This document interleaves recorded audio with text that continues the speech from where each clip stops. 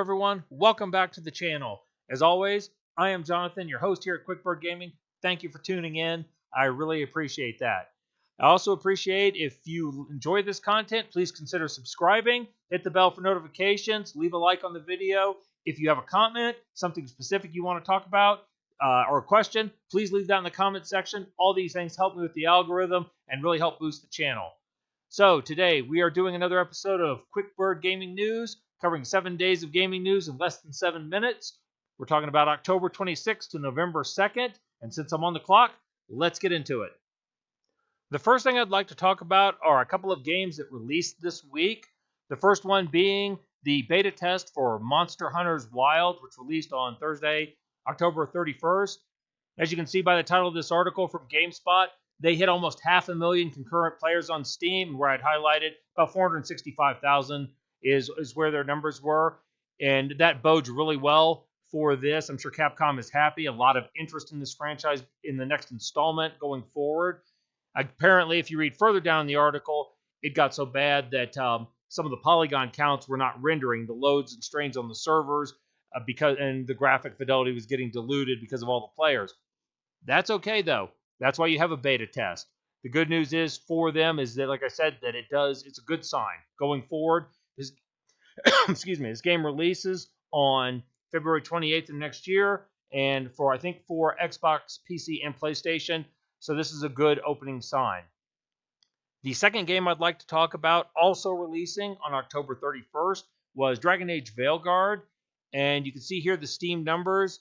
It peaked at about 85,000 players a couple hours ago as I'm recording this on Saturday night West Coast time. I was a little surprised by this.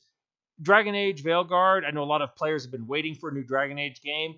This game had a lot of controversy surrounding it leading up to it.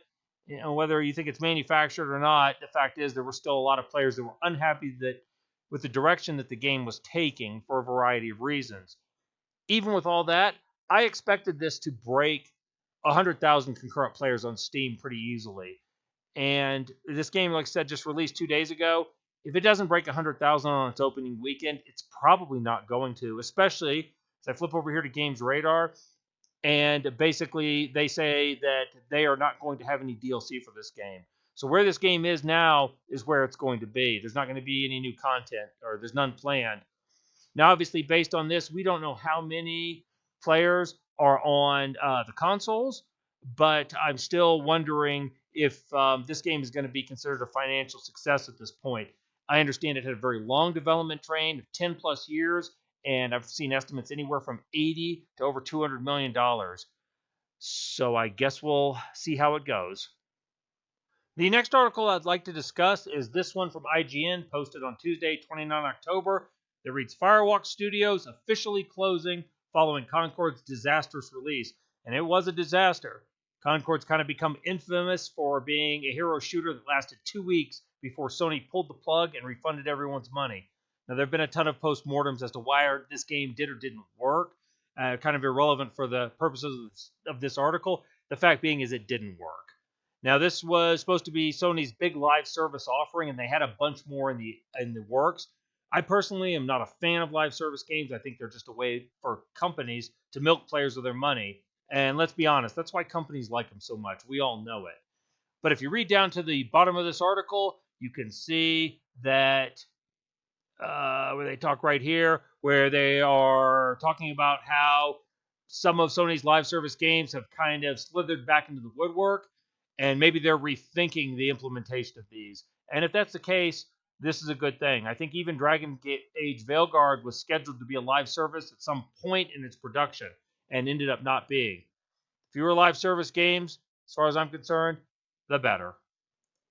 The next article I'd like to discuss is this one posted on GameSpot on Friday, 1 November, that reads, Apex Legends loses SteamDeck support due to cheating concerns.